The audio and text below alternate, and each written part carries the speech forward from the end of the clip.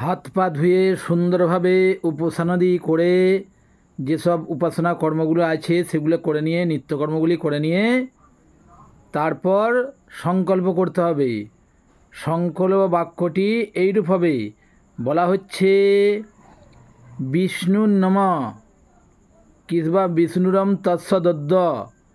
যাহারা ব্রাহ্মণ আছে তাহারা বলবেন বিষ্ণুরম তৎসদদ্দ, আর তো অন্য যাহারা আছেন তাহারা বলবেন শ্রী বিষ্ণুর বিষ্ণুর নম নম অদ্য অমুক মাসি অমুক পক্ষে অমুক তীথ অমুক বারে পুণ্য বাসরে অমুক গোত্র সদারাপত্য পরিজন সহিত শ্রী অমুক দেব শর্মা বা দাস বাণিজ্যে ক্রমোন্নতি সহিত সর্বমঙ্গল কামনার্থে সর্ববিধ বিঘ্ন প্রশমন কামনার্থে সর্বদা মনোগত সর্বাভীষ্ট সিদ্ধি কাম সিদ্ধি বুদ্ধি সহিতস্য গণপতে পূজাভিষেক হবন কর্মান্যহং করিষ্যে বা পরার্থে করিষ্যামি। এটি হচ্ছে আমাদের সংকল্প বাক্য। এরপর যেটি রয়েছে সেটি হচ্ছে আমাদের পুষ্পাঞ্জলি। পুষ্পাঞ্জলিটা কী মন্ত্রে দেবেন? পুষ্পাঞ্জলি বলছে যে বিঘ্নেশ্বরায় বরদায় সুরপ্রিয়ায় লম্বোদরায় সকলায় জগদ্ধিতায় শ্রুতিযোগ্য নাগাননায় শ্রুতিযোগ্য বিভূষিতায় গৌরীসুতায় গণনাথ নমস্তুতে। এষ পুষ্পাঞ্জলি সর্ববিঘ্ন হর্তা গণপতয়ে নম। এটি গেল 1 নম্বর।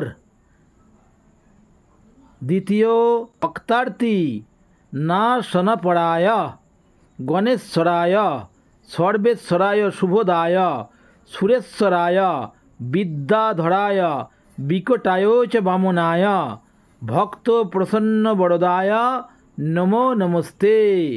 এটি গেল দ্বিতীয় পুষ্পাঞ্জলি। তৃতীয় পুষ্পাঞ্জলি হবে নমস্তে ব্রহ্মরূপায় বিষ্ণুরূপায় তে নমঃ নমস্তে রুদ্ররূপায় কৈরূপায় তে নমঃ বিশ্বরূপস্বরূপায় নমস্তে ব্রহ্মচারিণে ভক্ত প্রিয়ায় দেবায় নমস্তুভ্যং বিনায়ক। এষ পুষ্পাঞ্জলি গণপতয়ে নমঃ। অথবা যাহারা ব্রাহ্মণ আছেন তাহারা বীজমন্ত্রও দিতে পারেন, বীজমন্ত্রে পুষ্পাঞ্জলি দিতে পারেন। তারপরে প্রণাম করতে হবে। দেবেন্দ্র মৌলি মন্দার মকরন্দ কনারুণা বিঘ্ন হরন্তু হিরম্ব চরণাম্বুজরে নব। তারপরে স্তুতি করতে হবে হাত জোর করে, একদন্তং মহাকায়ং লম্বোদরং গজাননম বিঘ্ননাশং করং দেবং হিরম্ব গণপতি সিদ্ধি কাম প্রণাম্যহম। এটি হাত জোর করে আবার বলতে হবে, বক্রতুণ্ড মহাকায় সূর্যকোটি সমপ্রভ নির্বিঘ্নং কুরু মে দেব সর্বকার্যেষু সর্বদা। কারণ গণেশ হচ্ছেন তিনি সর্ববিঘ্ন হরণ করেন, তিনি হচ্ছেন গণেশ অর্থাৎ গণেদের ঈশ্বর। গণ মানে কিন্তু আমরা সবাই, মানবগণ, দেবগণ, দৈত্যগণ, পক্ষীগণ, রাক্ষসগণ, সকলে সকলে জীবগণ, সকলে উদ্ভিদগণ, সব কিছুই গণ। সব গণ মানে হচ্ছে দল, গণ কথার অর্থ দল। সেই দলেদের অর্থাৎ গণেদের যিনি ঈশ্বর তিনি হচ্ছেন গণপতি। এই সম্পর্কে কঠোপনিষদে একটি সুন্দর শ্লোক আছে, অর্থাৎ ইস ধাতু থেকে ঈশ্বর আমরা যেটি জানি। কঠোপনিষদ সেখানে একটি সুন্দর কথা বলছে যমো বো এসো বৃণুতে তেন লভ্য। অর্থাৎ ঈশ্বর যাকে কৃপা করিবেন তিনি উচ্চ মার্গে উন্নীত হইবেন, ঈশ্বর পাবেন। এসো কথার অর্থ পরমাত্মা পরমেশ্বর। আর একটা হচ্ছে যে এই বিষয়টি হচ্ছে যে অভূতপূর্ব মানে অসাধারণ ভক্তিমার্গে উন্নীত হতে হবে।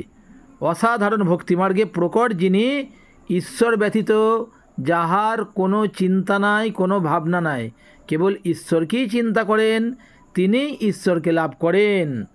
ন অয়ম আত্মা প্রবচন লভ্য।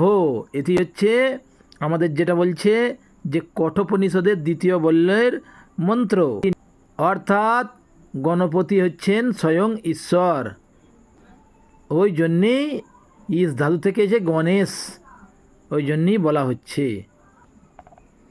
এইবার অনেকে বলে থাকেন যে গণেশ মূর্তি অনেক প্রকারের আছে, তাহলে যে গণেশ মূর্তিগুলি আছে তার বিবিধ প্রকারের ধ্যানও আছে।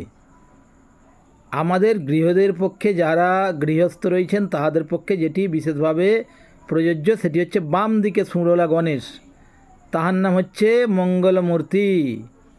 মঙ্গলমূর্তি মৌরিয়া, গণপতি পাপ্পা মৌরিয়া।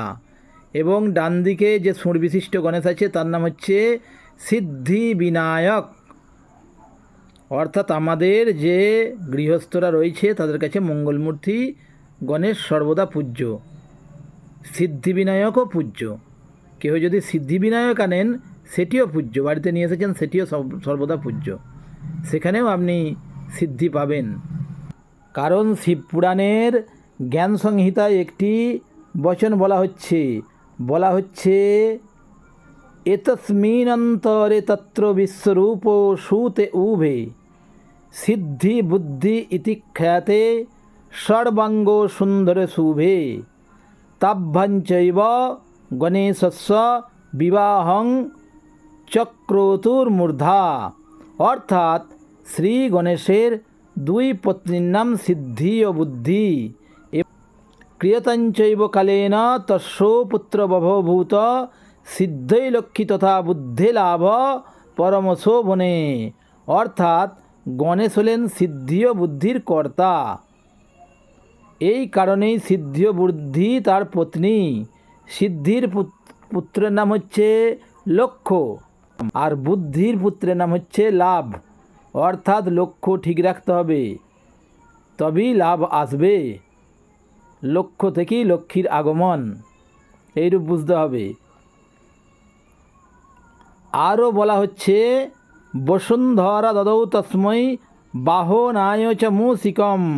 অর্থাৎ বসুন্ধরা অর্থে পৃথিবী শ্রী গণেশকে মূষিক বাহন উপহার দিয়েছিলেন, এটি বৃহদ্ধর্ম পুরাণে আছে।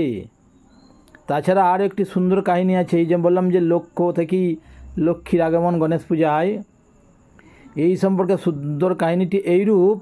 একবার পার্বতীর কাছে যখন লক্ষ্মী গেছেন, গিয়ে প্রচণ্ড